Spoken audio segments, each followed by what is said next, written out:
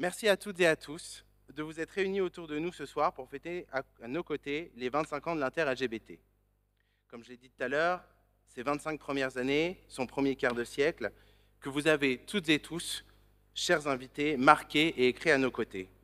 L'inter, c'est avant tout une interassociative qui s'est rassemblée depuis 1999, les associations LGBTQIA+, confessionnelles, politiques, sportives, de santé, d'autosupport et culturelles, qui, en apparence, touchent des publics différents, ont des raisons d'être différentes, mais qui, en réalité, se rassemblent toutes derrière un plaidoyer commun et un but politique commun, se battre pour nos vies, nos identités et nos existences. En dépit de nos différences, nous convergeons toutes et tous vers la défense des personnes LGBTQIA+, partout en France, que ce soit dans la rue, dans nos foyers, dans les urnes et dans les assemblées. L'Inter n'aurait pas pu exister sans l'ensemble de ses équipes, délégations au conseil d'administration, passées et présentes, qui ont incarné et fait vivre l'Inter ces 25 dernières années. Ce sont toutes ces personnes qui se sont battues sans relâche pour nos droits, ces bénévoles qui, aux côtés des associations, ont permis que chaque marche, chaque printemps et chaque quinzaine des fiertés soit une réussite. J'ai l'habitude de dire que l'inter-LGBT fonctionne sur ses deux jambes, c'est Aurore Fourcy qui me l'avait dit. La jambe interassociative qui a la lourde tâche d'organiser et d'accompagner chaque association LGBTQIA+ dans ses luttes, et la jambe politique qui rassemble, fait vivre et porte le plaidoyer politique et nos revendications. Alors arrêtons-nous un instant sur la marche des fiertés de Paris et d'Île-de-France, celle pour laquelle l'Inter est connue, celle qui est avant tout un lieu pour faire vivre et résonner toutes nos luttes. Elle nous permet de hurler nos mots d'ordre, de visibiliser nos identités, nos existences et d'imposer nos revendications en dépassant la simple parade que certains et certaines aimeraient qu'elle soit. Si cette rétrospective nous a prouvé une chose, c'est que nos droits, nous les avons acquis par la lutte et dans la rue. Tout ceci est d'autant plus inquiétant dans un contexte international qui voit réélire Donald Trump à la Maison-Blanche, un président homme d'affaires qui joue de toutes les outrances pour s'attaquer à l'ensemble des minorités. L'extrême droite gouverne en Autriche, en Géorgie, en Hongrie, en Italie, en Slovaquie, aux Pays-Bas, en Finlande, et la France n'est pas en reste. Quand on voit le gouvernement actuel, une réunion d'anciens et d'anciennes de la Manif pour tous, qui claironnent haut et fort leur opposition à la PMA, à l'état de droit, à nos simples existences et qui seraient prêts à revenir sur nos droits pour séduire les bas instincts de l'extrême droite, tous ces événements nous obligent, nos droits, nous les garderons par la lutte et par la rue. Et je tiens à dire aussi, c'est pas écrit, mais hier c'était le Tidor, on a eu 25 personnes qui sont mortes soit d'une agression transphobe, soit du suicide.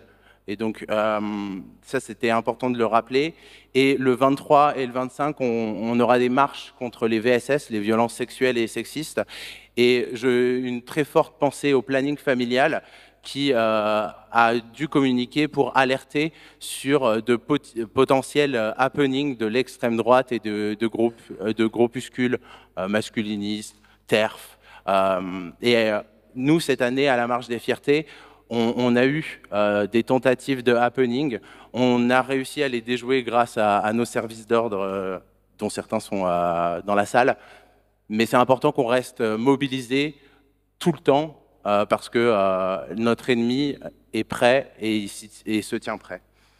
Je vous confie ce soir, pour moi, ces 25 ans d'existence ouvrent également sur 25 nouvelles années de résistance. Un anniversaire, c'est une fête.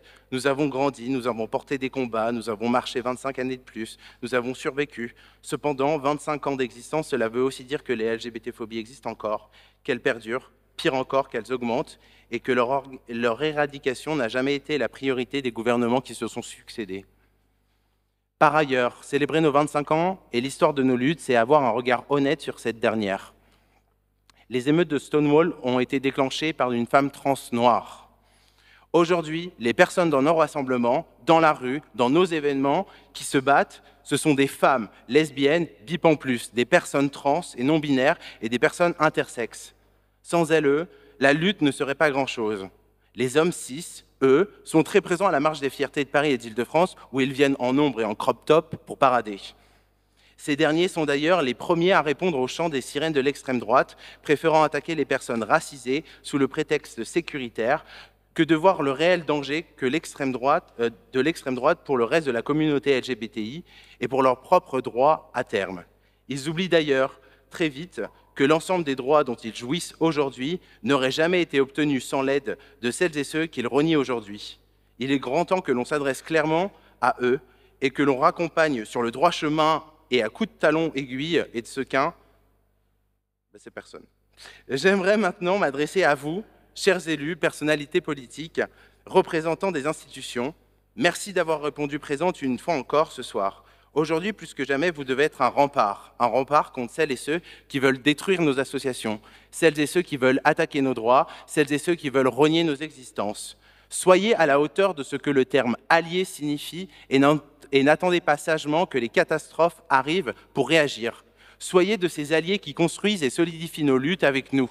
Agissez tant que vous en avez la possibilité. Financez-nous davantage. Portez nos revendications à chaque occasion, donnez-nous la parole et faites entendre notre voix.